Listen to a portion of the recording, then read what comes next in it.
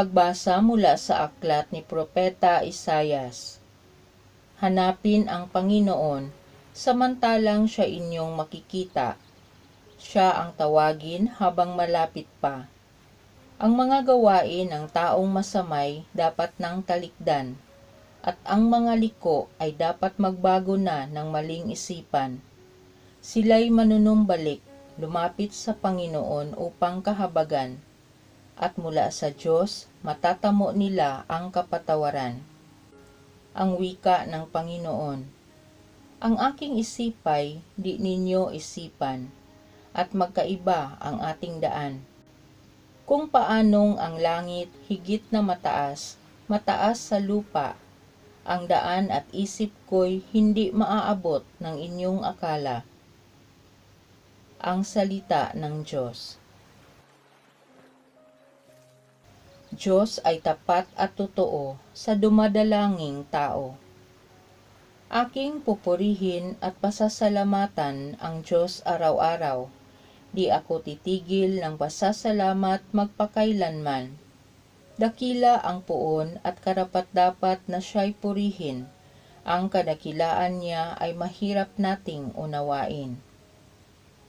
Diyos ay tapat at totoo sa dumadalanging tao. Ang Panginoong Diyos ay puspos ng pag-ibig at lipos ng habag. Banayad magalit, ang pag-ibig niya'y hindi kumukupas. Siya ay mabuti at kahit kanino'y hindi nagtatangi. Sa kanyang nilikha, ang pagtingin niya ay mamamalagi. Diyos ay tapat at totoo sa dumadalanging tao. Matuwid ang Diyos sa lahat ng bagay niyang ginagawa. Kahit anong gawin ay kalakip doon ang habag at awa. Siya'y nakikinig at handang tumulong sa lahat ng tao. Sa sinumang taong pagtawag sa kanya'y tapat at totoo. Diyos ay tapat at totoo sa dumadalanging tao. Pagbasa mula sa sulat ni Apostol San Pablo sa mga taga-Filipos. Mga kapatid, ang aking pinakananais ay sa mabuhay o sa mamatay, mabigyan ko ng karangalan si Kristo. Sapagkat para sa akin si Kristo ang buhay, at dahil dito'y pakinabang ang kamatayan. Ngunit kung sa pananatili kong buhay ay makagagawa ako ng mabuting bagay, hindi ko malaman ngayon kung alin ang aking pipiliin sa dalawang hangarin. Ang ibig ko'y pumanaw na sa buhay na ito upang makapiling ni Kristo. Yamang ito ang lalong mabuti para sa akin. Sa kabilang dako, kung mananatili akong buhay, ay makabubuti naman sa inyo. Kaya nga mga kapatid, pagsikapan ninyong mabuhay ayon sa mabuting balita tungkol kay Kristo. Ang salita ng Diyos.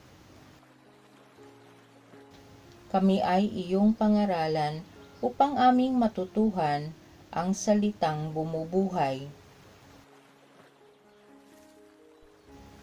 Ang mabuting balita ng Panginoon ayon kay San Mateo. Noong panahong iyon, sinabi ni Jesus sa kanyang mga alagad ang talinghagang ito. Ang paghahari ng Diyos ay katulad nito. Lumabas ng umagang-umaga ang may-ari ng ubasan upang humanap ng mga manggagawa. Nang magkasundo na sila sa upa ng 1 denaryo maghapon, sila'y pinapunta niya sa kanyang ubasan. Lumabas siya muli ng mag-iikasyam ng umaga, at nakakita siya ng iba pang tatayo-tayo lamang sa liwasang bayan. Sinabi niya sa kanila, "Pumaroon din kayo at magtrabaho sa aking ubasan, at bibigyan ko kayo ng karampatang upa." At pumaroon nga sila. Lumabas na naman siya na mag-iikalabindalawa ng tanghali at nang mag-iikatlo ng hapon, at gayon din ang ginawa niya. Nang mag-iikalima ng hapon, siya lumabas uli at nakakita pa ng ibang wala ring ginagawa. Sinabi niya sa kanila, Bakit kayo tatayo-tayo lang dito sa buong maghapon?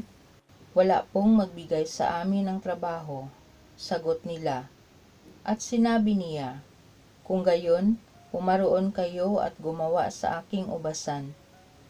Pagtatakip silim, sinabi na may-ari ng ubasan sa kanyang katiwala, tawagin mo na ang mga manggagawa at sila'y upahan magmula sa huli hanggang sa buong nagtrabaho.